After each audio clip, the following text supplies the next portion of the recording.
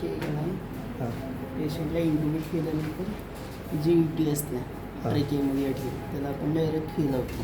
हां. आता आपल्याला पेशंट नाही म्हणून आपण हे लंग्स घ्यायचं, हां हे ऑन करायचं, मागे जोडलेलं बघायचं, हे जोडायचं ऑक्सिजनचं, घालायचं तर हे पाणी आलं. तर मग न्यू करायचं नाही तर रेज्यूम करायचं. आता पेशंट जर इंटिमेट असेल तर ड्युएल करायचं, म्हणजे हे दोन आहेत. हां आणि फक्त CPAP हा जर मास्क लावायचा असेल तर हे सिंगल लिंब NIV घ्यायचं, हा दिसलेला मास्क, आणि हा ट्रेकिया हां इंडोट्रेकिया दिसते घशात गेलेली. हां मग आता आपल्याला डबल लिंबांचं आहे, हां त्यामुळे डबल लिंब सेट करायचं आणि एस करायचं. एस केल्यानंतर ॲक्सेप्ट सेटिंग करायचं. झालं हे होतं असं पंप होते? हां पेशंटचं लंग्स हे होते पंप. हां ह्यात मग कसं असते, आता 3 ऑप्शन असतात. ऑप्शन म्हणजे मोड असते, हे modes assess control PCV, SIMV, PCV आणि बऱ्यापैकी आपल्यात यूज होते म्हणजे असेस कंट्रोल VCV आणि SIMV दोन बऱ्यापैकी दोन यूज करतो आपण जास्त. मग परत आता आपल्याला जर हे पाहिजे असेल तर इथे ॲक्टिवेट करायचं.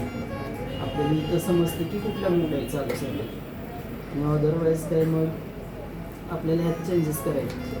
कसं म्हणजे जसं पेशंटची कंडिशन आहे त्या हिशोबानं त्याच्या कंडिशननुसार चेंजेस करायचे.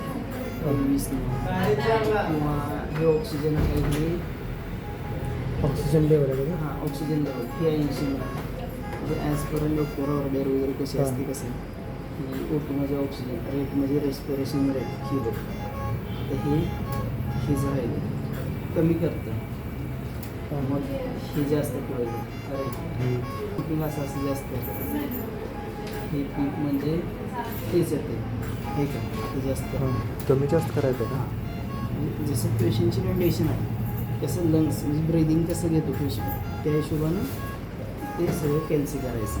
हां बाकी फार ह्यात चेंजेस काय की रेट O2 हे 3 ऑप्शन्स फक्त चेंजेस करायला लागतात, अदरवाईज सगळे सेट असतं. हां त्यामुळे बाकीचं काही चेंज करायचं शक्यतो नाही. ते कसं बाकी सगळ्या पेशंटला सेम आणि सेट असतं, फक्त चेंज करायचं नाही. हे काय अलार्म सेटिंग वगैरे. आता कसं हा रेट आहे 45. जर पेशंटचा रेट किती आहे त्या रेट 24, हा रेट आता 24 आहे, मग तर तो अलार्म देत नाही. ज्यावेळेस 45च्या वर जातो त्यावेळेस तो अलार्म देतो.